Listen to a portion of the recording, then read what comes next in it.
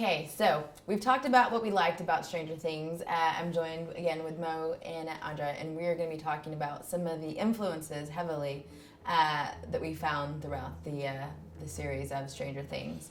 I spoke a little bit about Stand By Me, but I want to talk just a little bit more because Stand By Me essentially is a Stephen King movie, The Body, where these friends are going through and they're, having a good time. They're young. They're in the, what do you say? I'm in the prime of my life, and I only live once. That plays heavily with these kids because they've got like this Dungeons and Dragons game that they're playing. They've been playing for like 10 hours, and they're kind of wrapped up into it. So they've got a tight knit bond. And there was many a times throughout the series as they're walking along, and they've kind of got like this carefree attitude that. It spoke to me many a times about these Stand By Me boys, and I think Will Wheaton had written an article that I didn't really read all the way through, how he projected that this series would be much like a Stand By Me of this generation, where you've got these friends who aren't really getting the support they need elsewhere, so they kind of go on this charge to kind of lead that themselves.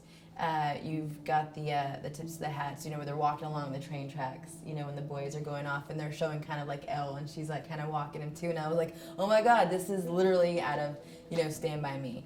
Another one was also the Goonies. You clearly gotta love the Goonies if you're a fan of like any sort of 80s pop culture. What did you think about some of the similarities to Goonies in this movie? First of all, Toothless and Chunk, yeah, I definitely saw that. A group of kids faced with a problem that they need to overcome on a mission, very much Stand By Me and the Goonies. And even thinking back, like when the Goonies go into the mountain, they've got a separate kind of world that they have to dig into to solve their problem. That's the same way with this. They have to go into the Upside Down to save Will. And through Mirkwood. Can we just talk about that? Yeah. They called their woods Mirkwood, which is a huge nod to Tolkien with the spiders and the scary place and everything. Sorry, continue. No, I was that's like, okay. When they said Mirkwood, I was like, oh my God, they called their woods Mirkwood. Okay, sorry. And I feel like even specifically for characters, the way they dressed, you can see similarities between the boys in the Goonies and the boys in Stranger Things. Even Lucas with his bandana. Yeah. Very much like a brand. Yeah, and I believe that was something that specific actor brought to the show. He had requested that he do that as a throwback. Yeah. So, yeah, I definitely see a heavy Goonies influence on that. Yeah, and also maybe like Monster Squad. For me, I felt like there was a little bit of the Monster Squad. Clearly, she knows nothing. So, How would you tie it into Monster Squad? I was just gonna say, it really had a real childish dynamic, just with that escalation of dealing with the problems. When they're confronted with the bullies and it's time to jump off the cliff, the way it handled definitely reminded me of just those groups that only have each other and just have to kind of go for it. Standing up to the bullies for sure, because you've even got. In Monster Squad, where they're trying to make, Horace, eat the candy that had been stepped on and stuff, and you've got Rudy that comes in, who kind of, saves the day and, pushes him and then makes him eat, the candy and stuff. It's very similar to that moment where he does jump off, and they're like, whoa, I can't believe he did this. It's that courage of them standing up to the bullies and overcoming and being like, well, we can do this, I've got to do this to save my friend. Exactly. For me, we did mention Firestarter, with 11, who is Firestarter is the Stephen King movie that Drew Barrymore played back in the day, who was able to have these telekinetic powers where she could move things, she could start fires, she could, but she would also get nosebleeds, and that's something that we saw repeatedly through the series. Anytime that 11 would do something where she was able to actually get a nosebleed, and then we also had this moment to where I guess it's legitimately put in, I think it was 1,200 pounds of salt. Oh, yeah. To actually get her to float in the levitation chamber, to where apparently that would harm her less, in a sort of way when she's using all these powers. So that was kind of a nice throwback for me, again being a huge Stephen King fan. Stephen King rules. I'm sorry, it just feels like I couldn't get enough of that, And what you got with the Duffer Brothers, clearly these kids are born in '84, so they're not much younger than I am. And when you're watching this series, you can see the Thing poster, you can see, the old rotary phones, you see all these hints and stuff of nostalgia that they've thrown in there, and these little Easter eggs from the 80s, just to kind of remind you, how far we've come in technology. I thought it was so funny that she had to keep going back and buying those same phones because they kept getting shocked every time, that monster was like calling her, which was also kind of creepy too, because that was the first time her son kind of reached out to her was through the phone. And isn't that kind of like a Nightmare on Elm Street thing? Doesn't that happen in that movie? I think so, yeah. To where like Freddy like calls and like, his tongue comes out and kind of like something like yeah. that. So, she had to keep actually going to buy more phones. And there was one moment in there that I really liked where she actually like, had to stand up for herself and say, look, I work really hard. I work on the holidays. I do this and that.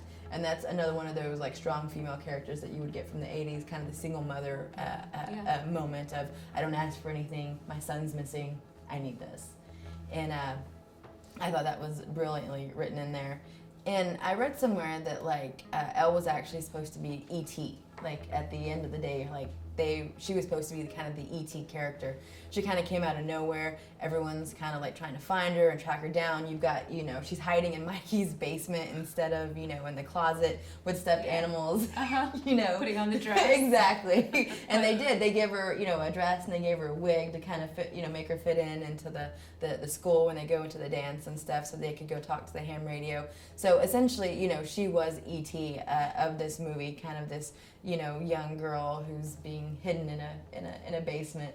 I was just gonna say though, I feel like at first they definitely like showed the attempts made to hide her, the coughing and distracting at the kitchen table. Yeah. And then towards the end, it was just like, how long had she been there already? They were just like, this story has too many other things that need to get wrapped up. We're not even gonna bother at this point. Yeah. Just like throw a wig on her. It's cool. Yeah. The mom never came downstairs once. Yeah. Not like, hey kids, are you hungry? What we're doing. Snacks? And it wasn't until after they had, all kind of like gone and done their thing that the mom finally went down there, I guess like weeks into the story, and she kind of realizes, wait a minute, because, oh, wait, the government people actually show up, and she's like, I would know if my son's been hiding a female in there, much like, in Dee Wallace and E.T., where she's like, I would know if we had an alien hiding out in my home. So it's like, no, haven't cleaned the basement in a month. No idea. No idea what's going on. Well, no wonder no one noticed Barb was missing. She was hiding out in the basement, too, of the underworld.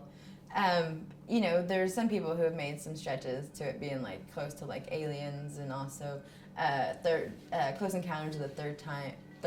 That's tough to say. Close Encounters of the Third Kind. That's tough. But I didn't really get as much like alien, feel to it. Like I didn't really feel like it was an alien-esque, series, as some people had kind of pointed out. The only thing, cats. Yeah, definitely not enough cats.